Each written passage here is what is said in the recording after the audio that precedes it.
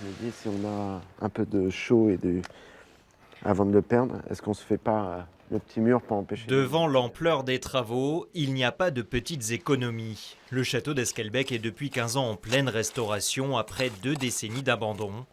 Son héritier, Johan Tamer-Moral, est devenu le chef de ce chantier plus ou moins participatif. Il y a des chantiers prioritaires qui sont pas faisables parce que soit ils sont trop gros, soit ils sont trop spécialisés.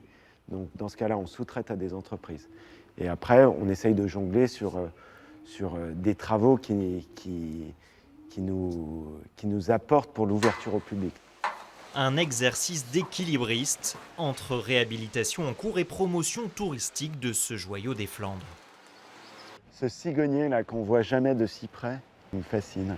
Ça, c'est un élément architectural qui est d'origine seconde moitié du XVe siècle.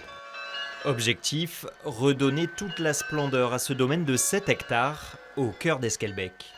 On ressent vraiment l'ambiance de l'époque en Flandre par son architecture, par ses pas de moineaux, par son jardin qui est face au château, par ses tours, ses douves. Donc c'est vrai que c'est un lieu qui a gardé son authenticité.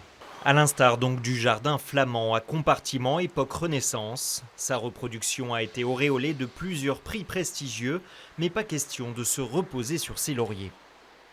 Ça me prouve que les jardins étaient une pièce en plus des châteaux à cette époque de création, où il faut passer beaucoup de temps. Mais comme un intérieur, finalement, quand on fait un jardin, c'est vrai que ça demande autant de travail, c'est un travail illimité.